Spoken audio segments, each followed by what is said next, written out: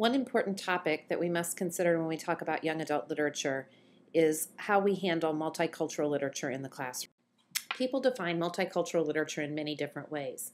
Two quotes that I found in Donna Norton's Through the Eyes of a Child, an introduction to children's literature, kind of sum things up. One of them says, literature about racial or ethnic minority groups that are culturally and or socially different than the white Anglo-Saxon majority in the United States is what makes multicultural literature.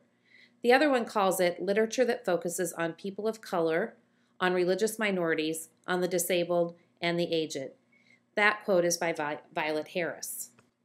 So why teach multicultural literature? Well, for one reason, state and federal mandates require it, but there are many better reasons for doing it. The way our world is changing, it's becoming a required thing. Demographic shifts have been occurring in the United States. The population now includes even more people from Asia, Latin, and Central America, the Philippines and Korea, and Southeastern Asia, in addition to many other ethnic groups that make up the United States. Our changing culture in the United States demands that we do pay special attention to multicultural literature. Between the years 2000 and 2020, there will be 47% more Hispanic children between the ages of 5 and 13 in our country. In addition, 11 million immigrants ages 10 and over came to the United States in the 1990s. This accounted to more than a third of the nation's total population growth. Nearly 1 of every 8 U.S. residents between the ages of 10 and 19, which accounts for more than 4 million people total, was born in another country. Additionally, the United States Census Bureau believes our nation's population will more than double in the next 100 years due to the addition of over 1 million immigrants each year. And by 2059, they predict that all minority groups combined will outnumber whites in the United States. Furthermore, the technological advances that we continue to make every day will allow us to fax, email, video conference with, and telephone people who live at the other end of the world in a matter of seconds.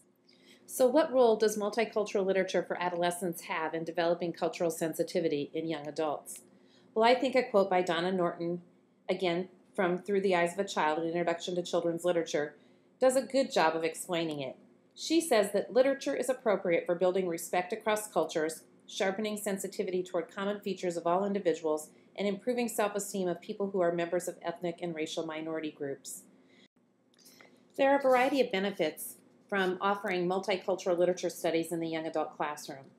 First of all, this study can help students gain understanding and respect for each child's cultural group identities.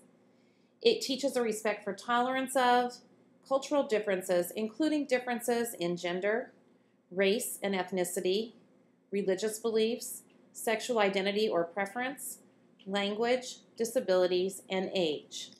In addition, multicultural literature study allows students to gain an understanding of and a respect for universal human rights and fundamental freedoms. It prepares students for responsible life in a free society and increases knowledge of cross-cultural communication strategies, perspective-taking, and conflict management skills to ensure understanding, peace, tolerance, and friendship among all peoples and groups. In all of this, too, consider this. It's not only the majority students who benefit from the study of multicultural literature. Students who are in the minority can benefit as well. It is shown in many studies that there is improved self-esteem when students of minority cultures or groups are allowed to study literature in which characters like them have successful dealings with other characters and solve problems in a positive manner. Please continue your lesson by watching the video clip entitled Multicultural Literature Part 2.